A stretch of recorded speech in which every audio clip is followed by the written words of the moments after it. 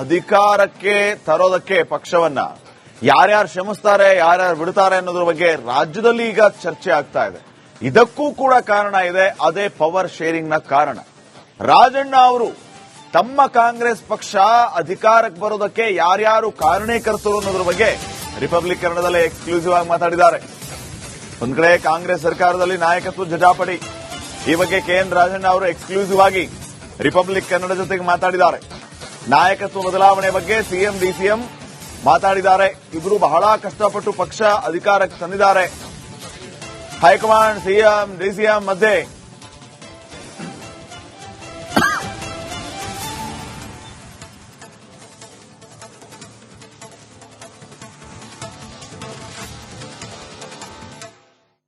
ರಾಜ್ಯ ರಾಜಕೀಯದಲ್ಲಿ ನವೆಂಬರ್ ಕ್ರಾಂತಿಯ ಚರ್ಚೆಗಳು ನಡೀತಾ ಇದ್ದಾವೆ. ಈ ಹೊತ್ತಲ್ಲಿ ಒಂದಷ್ಟು ಬೆಳವಣಿಗೆ ಕೂಡ ನಡೀತಾ ಇರತಕ್ಕಂಥದ್ದು. ಈ ಬಗ್ಗೆ ಮಾತನಾಡೋದಕ್ಕೆ ಮಾಜಿ ಸಚಿವರಾದಂತಹ ರಾಜನ್ ಅವರಿದ್ದಾರೆ, ಅವ್ರನ್ನ ಮಾತನಾಡ್ಸೋಣ. ಸರ್, ನೀವು ಸೆಪ್ಟೆಂಬರ್ ಕ್ರಾಂತಿ ಡೆಡ್ಲೈನ್ ಕೊಟ್ಟಿದ್ರಿ, ಈಗ ನವೆಂಬರ್ ಕ್ರಾಂತಿ ಅನ್ನುವಂತ ಮಾತನ್ನ ಬಿಜೆಪಿ ಅವರು ಪದೇ ಪದೇ ಹೇಳ್ತಾ ಇದ್ದಾರೆ. ಅವ್ರ ಉದ್ದೇಶ ಏನು ಅನ್ನೋದು ಒಂದು ಅರ್ಥ ಆಗ್ತಲ್ಲ ಸರ್.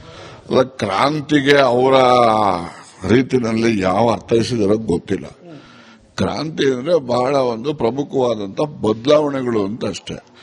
ಈಗ ಮಿಲಿಟರಿ ಕೂಪ್ ಆಗ್ತದಪ್ಪ, ಅದು ಒಂದು ಕ್ರಾಂತಿ, ಅದು ರಕ್ತ ಕ್ರಾಂತಿ, ಹಿಂಸೆಯಿಂದ ಆಗುವಂಥವು.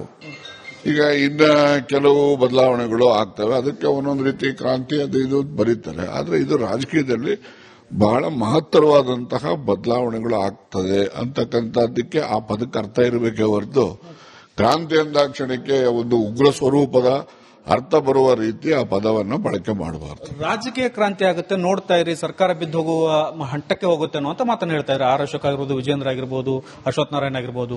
ನೋಡಿ, ಕಾಂಗ್ರೆಸ್ ಪಕ್ಷದ ಸರ್ಕಾರ ಇದ್ದೇ ಇರುತ್ತೆ. ಕಾಂಗ್ರೆಸ್ ಪಕ್ಷದ ಸರ್ಕಾರ ಡಿಸ್ಟೆಬಿಲೈಸ್ ಮಾಡಲಿಕ್ಕೆ ಸಾಧ್ಯ ಇಲ್ಲ. 135 ಜನ ಗೆದ್ದಿದ್ದಾರೆ, ಮತ್ತೆ 3 ಜನ ಬೇರೆ ಬೇರೆಯವರು ಕೂಡ ಬೆಂಬಲ ವ್ಯಕ್ತಪಡಿಸಿದ್ದಾರೆ. ಅದರಿಂದ ಸರ್ಕಾರ ಹೋಗುತ್ತೆ ಅನ್ನೋದನ್ನು ನಾನು ಒಪ್ಪೋದಿಲ್ಲ. ಸರ್ಕಾರ ಇದ್ದೇ ಇರ್ತದೆ. ಆದ್ರೆ ಸರ್ಕಾರದ ಈಗ ನಾನು ಆಗ್ಲೇ ಅಲ್ಲಿ ಹೇಳಿದಾಗೆ 75 ವರ್ಷ ಆದ್ಮೇಲೆ ಮೋದಿ ತೆಗೆದುಬಿಡ್ತಾರೆ ಅಂತ ಇತ್ತು. ಈಗ ಮೋದಿ ಅವ್ರ ಬಗ್ಗೆ ಅವರು ಭಾಗವತರು ಇಲ್ಲ, ಅದಕ್ಕೆ ಅನ್ವಯ ಇಲ್ಲ ಅಂತ ಹೇಳಿದ್ರೆ ಮುಗಿದೋಯ್ತು ಅಲ್ಲಿಗೆ. ಹಾಗೇನೆ ಕೇಂದ್ರದಿಂದ ಹೈಕಮಾಂಡ್ ಅವರು ಇಲ್ಲಪ್ಪ ಇವರೇ ಇರ್ತಾರೆ ಅಂತಂದ್ರೆ ಮುಗೀತು. ಇಲ್ಲ ಬದಲಾವಣೆ ಆಗ್ತದೆ ಅಂತ ಅವ್ರೇನಾದ್ರು ವ್ಯಕ್ತಪಡಿಸಿದ್ರೆ ಆಗ ಬೇರೆ ಬೇರೆ ರೀತಿಯಲ್ಲಿ ಚಿಂತನೆಗಳು ಪ್ರಾರಂಭ ಆಗ್ತವೆ.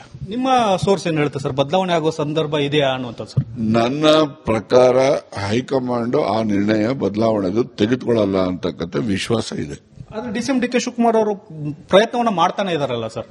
ನೋಡಿ, ಯಾವತ್ತೂ ರಾಜಕಾರಣ ನಿಂತ ನೀರಲ್ಲ, ಪ್ರಯತ್ನಗಳು ನಿರಂತರವಾಗಿ ಇದ್ದೇ ಇರ್ತವೆ. ಅದರಲ್ಲಿ ಪ್ರಯತ್ನ ಮಾಡಲು ತಪ್ಪು ಏನಿಲ್ಲ.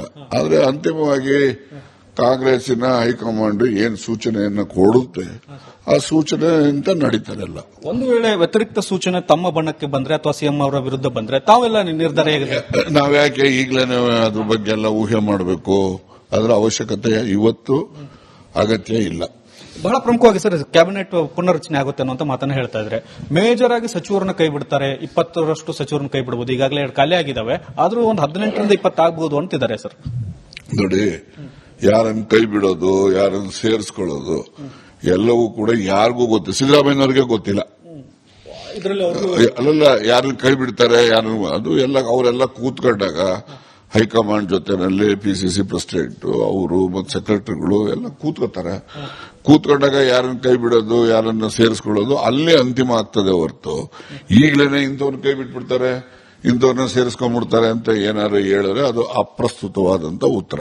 ಇದಿಷ್ಟು ರಾಜಣ್ಣ ಅವರ ಮಾತು. ಕ್ಯಾಮರಾಮನ್ ಮಂಜುನಾಥ್ ಜೊತೆ ಬಸವರಾಜ್ ಚಂದ್ರನ್, ರಿಪಬ್ಲಿಕ್ ಕನ್ನಡ, ಬೆಂಗಳೂರು.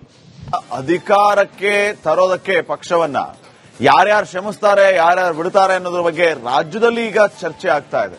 ಇದಕ್ಕೂ ಕೂಡ ಕಾರಣ ಇದೆ, ಅದೇ ಪವರ್ ಶೇರಿಂಗ್ ನ ಕಾರಣ. ರಾಜಣ್ಣ ಅವರು ತಮ್ಮ ಕಾಂಗ್ರೆಸ್ ಪಕ್ಷ ಅಧಿಕಾರಕ್ಕೆ ಬರೋದಕ್ಕೆ ಯಾರ್ಯಾರು ಕಾರಣೀಕರ್ತರು ಅನ್ನೋದ್ರ ಬಗ್ಗೆ ರಿಪಬ್ಲಿಕ್ ಕನ್ನಡದಲ್ಲೇ ಎಕ್ಸ್ಕ್ಲೂಸಿವ್ ಆಗಿ ಮಾತಾಡಿದ್ದಾರೆ. ಒಂದ್ ಕಡೆ ಕಾಂಗ್ರೆಸ್ ಸರ್ಕಾರದಲ್ಲಿ ನಾಯಕತ್ವ ಜಟಾಪಟಿ, ಈ ಬಗ್ಗೆ ಕೆಎನ್ ರಾಜಣ್ಣ ಅವರು ಎಕ್ಸ್ಕ್ಲೂಸಿವ್ ಆಗಿ ರಿಪಬ್ಲಿಕ್ ಕನ್ನಡ ಜೊತೆಗೆ ಮಾತಾಡಿದ್ದಾರೆ. ನಾಯಕತ್ವ ಬದಲಾವಣೆ ಬಗ್ಗೆ ಸಿಎಂ ಡಿಸಿಎಂ ಮಾತಾಡಿದ್ದಾರೆ. ಇಬ್ರು ಬಹಳ ಕಷ್ಟಪಟ್ಟು ಪಕ್ಷ ಅಧಿಕಾರಕ್ಕೆ ತಂದಿದ್ದಾರೆ. ಹೈಕಮಾಂಡ್ ಸಿಎಂ ಡಿಸಿಎಂ ಮಧ್ಯೆ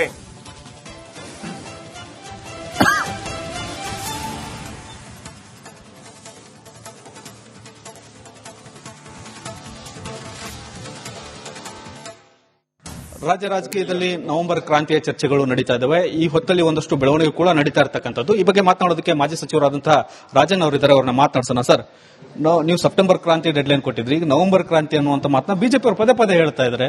ಅವ್ರ ಉದ್ದೇಶ ಏನು ಅನ್ನೋದು ಒಂದು ಅರ್ಥ ಆಗ್ತಿಲ್ಲ ಸರ್. ಅಲ್ಲ, ಕ್ರಾಂತಿಗೆ ಅವರ ರೀತಿನಲ್ಲಿ ಯಾವ ಅರ್ಥೈಸಿದಾರೋ ಗೊತ್ತಿಲ್ಲ. ಕ್ರಾಂತಿ ಅಂದ್ರೆ ಬಹಳ ಒಂದು ಪ್ರಮುಖವಾದಂತ ಬದಲಾವಣೆಗಳು ಅಂತ ಅಷ್ಟೇ. ಈಗ ಮಿಲಿಟರಿ ಕೂಪ್ ಆಗ್ತದಪ್ಪ, ಅದು ಒಂದು ಕ್ರಾಂತಿ, ಆದ ರಕ್ತ ಕ್ರಾಂತಿ, ಹಿಂಸೆಯಿಂದ ಆಗುವಂಥವು.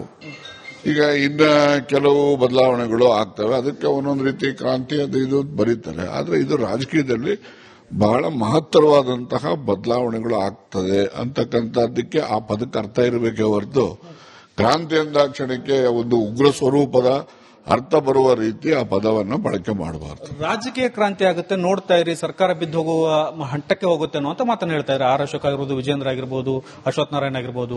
ನೋಡಿ, ಕಾಂಗ್ರೆಸ್ ಪಕ್ಷದ ಸರ್ಕಾರ ಇದ್ದೇ ಇರುತ್ತೆ. ಕಾಂಗ್ರೆಸ್ ಪಕ್ಷದ ಸರ್ಕಾರ ಡಿಸ್ಟೆಬಿಲೈಸ್ ಮಾಡಲಿಕ್ಕೆ ಸಾಧ್ಯ ಇಲ್ಲ. 135 ಜನ ಗೆದ್ದಿದ್ದಾರೆ, ಮತ್ತೆ 3 ಜನ ಬೇರೆ ಬೇರೆಯವರು ಕೂಡ ಬೆಂಬಲ ವ್ಯಕ್ತಪಡಿಸಿದ್ದಾರೆ. ಅದರಿಂದ ಸರ್ಕಾರ ಹೋಗುತ್ತೆ ಅನ್ನೋದನ್ನು ನಾನು ಒಪ್ಪೋದಿಲ್ಲ.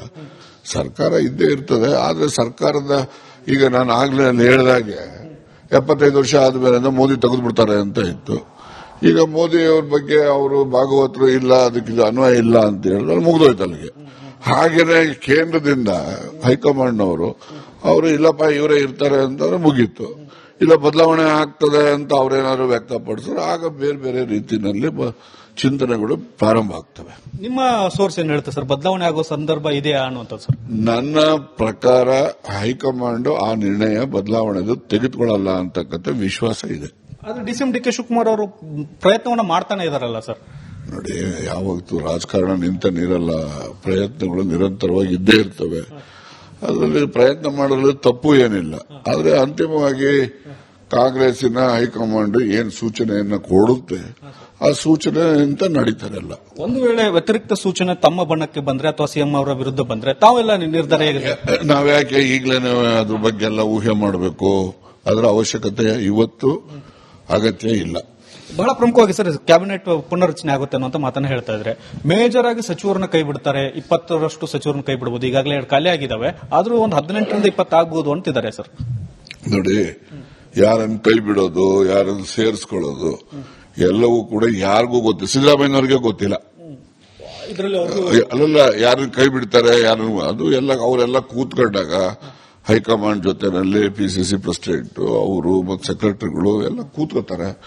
ಕೂತ್ಕೊಂಡಾಗ ಯಾರನ್ನು ಕೈ ಬಿಡೋದು, ಯಾರನ್ನ ಸೇರಿಸ್ಕೊಳ್ಳೋದು ಅಲ್ಲೇ ಅಂತಿಮ ಆಗ್ತದೆ ಹೊರತು ಈಗಲೇ ಇಂಥವ್ರನ್ನ ಕೈ ಬಿಟ್ಬಿಡ್ತಾರೆ, ಇಂಥವ್ರನ್ನ ಸೇರಿಸ್ಕೊಂಡ್ಬಿಡ್ತಾರೆ ಅಂತ ಏನಾದ್ರು ಹೇಳಿದ್ರೆ ಅದು ಅಪ್ರಸ್ತುತವಾದಂತ ಉತ್ತರ. ಇದಿಷ್ಟು ರಾಜನ್ ಅವರ ಮಾತು. ಕ್ಯಾಮರಾಮನ್ ಮಂಜುನಾಥ್ ಜೊತೆ ಬಸವರಾಜ್ ಚಂದ್ರನ್, ರಿಪಬ್ಲಿಕ್ ಕನ್ನಡ, ಬೆಂಗಳೂರು.